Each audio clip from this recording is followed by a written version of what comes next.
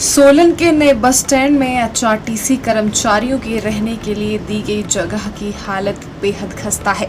इसके चलते बीते कई सालों से ड्राइवर व कर्मचारी परेशान हैं। उनका कहना है कि रहने वाले कमरे में न तो सफाई की व्यवस्था है और न ही पानी की। कर्मचारियों ने सीएम, परिवहन मंत्री और प्रबंधन से मांग की है कि जल्द से जल्द इनकी परेशानियों की तरफ ध्यान दिया जाए ताकि समस्या का समाधान हो सके। यहाँ तो दिक्कत तो सर सबसे पहले तो वर्दी की है, जो एक समस्या उत्पन्न हुई है। उसमें ये है कि सर हम तो किसी यूनियन में नहीं है, ना ड्राइवर, ना कंडक्टर, ना बीएमएस। तो हमारे एमडी साहब बोलते हैं कि ये यूनियन के जितने भी पदाधिकारी थे उन्होंने जो है ये साइन करे हुए। हमने तो नहीं बोला उनको साइन करने के लिए। 736 रुपये काट दिए इन्होंने। और दूसरे, पिछले 50 महीनों से नाइट ओवर टाइम नहीं मिला है, और छुट्टी के लिए बोले तो ये नाराज़ हो जाते हैं। छुट्टी है नहीं, ना रेस्ट है, ना वीकली है, ना मंथली है, ना 2 महीने बाद रेस्ट है। और उसके बाद 736 रुपये काट दिए वर्दी के। और मैंने तो वर्दी भी नहीं ली अभी तक। मैं तो दफ्तर गया भी नहीं हूँ। ठीक है, क्यों? क्योंकि मुझे पता था कि वर्दी के पैसे काटेंगे। हमने वर्दी ली नहीं है और हमारे पैसे जो इन्होंने काट दिए हैं। और इसके बाद कुछ नहीं कहना चाहते। बाकी ये है कि ना तो छुट्टी है, ना रेस्ट है, और ना नाइट ओवर टाइम है। सैलरी मिलती है, उससे भी इन्होंने 736 रुपये काट दिए। क्या मांग करते हैं सरकार? मांग हम सरकार से ये करते हैं कि आप जो है हमें रेस्ट भी दिया जाए, और साथ में जो वर्दी के पैसे हैं वो जो यूनियन के पदाधिकारी गए हैं उनसे उनकी जो वर्दी ली उनके पैसे काटिए आप। बाकी जो किसी यूनियन में नहीं है और जिन्होंने वर्दी नहीं ली है उनके पैसे आप मत काटिए, क्योंकि ये गलत है। जब हमने चीज़ ली नहीं तो हमारी वर्दी के पैसे आप मत काटिए। आपसे गुजारिश है सरकार से, एमडी महोदय से, हम किसी यूनियन में नहीं हैं और हमारे पैसे जो है वर्दी के आप मत काटिए। आगे से भी ऐसा नहीं होना चाहिए और ये पैसे भी वापस आने चाहिए। धन्यवाद। जय हिंद। सर मेरा नाम प्रवीण कुमार। यहाँ सर जब आते कई बार पानी नहीं होता। ड्यूटी के लिए रात को जब जाना होता है, नाइट में स्टे जाना होता है हमने, कई बार पानी भी नहीं होता यहाँ पे। मुंह धोने के लिए पानी, जो सीट पे कैसे बैठे हम, है ना जी, मुंह धोने के लिए पानी तक नहीं होता। और देखें सर यहाँ पे कितने, देखो आप हालात ही देखो। बाथरूम में कोई कपड़ा मारने, कोई स्वीपर नहीं, लेना नहीं देना नहीं, कुछ नहीं। बड़े बुरे हालात है यहाँ पे। कोई कुछ नहीं। जब बोलेंगे तो भी आ जाते हैं, वो भी ऐसे ऊपर से। जब बोलेंगे तभी कोई नहीं, ऐसा कोई पूछने वाला नहीं है। कोई नहीं आता सर।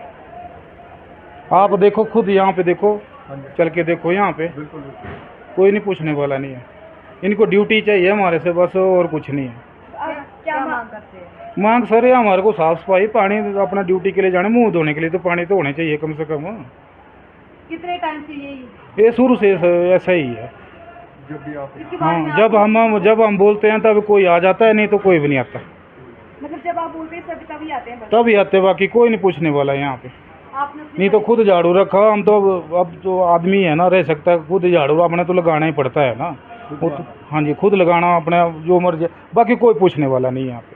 आपने इसके बारे में कभी किसी को इन्फॉर्म अब किया? बोला, आरएम साहब को बोला, सबको बोला, पर अब क्या बोले, किसको बोले। लेकिन उन्होंने कोई भी मतलब कार्यवाही नहीं करी इसके ऊपर? जब बोलते हैं तो बोलते हैं जी हाँ जी करते हैं, कोई नहीं कुछ ऐसे, कोई नहीं। बस जब आ गया तो आ गया, नहीं तो कोई भी नहीं आता यहाँ। हाँ जी, जब ड्यूटी करनी है तो फ्रेश होके बैठेगा। कोई सीट पे कनेक्टर आ जाएगा, ड्यूटी के लिए जाएगा तो फ्रेश होके जाएगा। ड्राइवर बैठेगा सीट पे, फ्रेश होके बैठेगा। ऐसे थोड़े भी यहाँ पे मुंह धोने के लिए पानी भी नहीं, बिस्लेरी लेने पड़े। कितनी बिस्लेरी ले हम सर नीचे से। जी, पहले मैं आप लोगों का धन्यवाद करता हूं कि आप ये मुद्दा उठा रहे हैं। बट बात ये है कि हमारी जो कमेटी अपने गई थी तो वो सभी संगठनों के लोग थे उसमें, तो सभी उसमें हामी भरी है, तभी वो कपड़ा आया है। और उसमें वो कपड़ा है जो एक्चुअल में थोड़ा महंगा आया है। तो उसमें अब हमें ऑब्जेक्शन करने का कोई औचित्य ही नहीं बचा है, क्योंकि जब कपड़ा महंगा आया तो उसकी एक्स्ट्रा चार्जेस हुए। जितना हमारी सैलरी में से कटता उसमें से जो भी कट रहा है चालकों परिचालकों का 700 कुछ रुपये, वो उतना कट रहा है। हमारा भी कट रहा है, हमारे 1000-1100 रुपये कट रहा है। तो उसमें अब देखो ऑब्जेक्शन करने का मतलब ही नहीं बनता। कपड़ा जब महंगा आया, जो कोई चीज़ हमने महंगी खरीदी है तो उसकी चार्जिंग हो रही है, वो पहले ही डिसाइड हो चुका है। एमडी सर से भी इस मामले में बातचीत हो चुकी है। तो देखो जी, वो तो सेलेक्ट कमेटी का मसला है, और जिस मिल से आया है तो उनकी बात है कि उसमें कितने % पॉलिस्टर है, कितने % कॉटन है, या जो भी है, उस बात के में हम कुछ नहीं कहना चाहेंगे। कपड़ा तो कुल मिला के ठीक है। ऐसा नहीं है, ब्रांडेड है, अच्छा है। तो जिस हिसाब से चार्जिंग हुई है, लगता तो है कि मुझे भी लग रहा है कि वो महंगा है, बट अब वो सेलेक्ट कमेटी में है, जो सभी संगठनों के लोग थे वो सभी ने एक्सेप्ट किया है जी। तो आप क्या विरोध तो जी वो अब मैं इस मामले में कुछ भी नहीं कहूँगा। विरोध करने वालों के तो सबके मुंह हम बंद नहीं कर पाएंगे, लेकिन कपड़ा जब महंगा आया है तो उसकी चार्जिंग होएगी जी। मोहन शर्मा, मैं चीफ इंस्पेक्टर सोलन यूनिट जी, मैं अड्डा इंचार्ज हूँ। दिव्य हिमाचल टीवी के लिए सोलन से प्रदीप व मोहनी सूद की रिपोर्ट।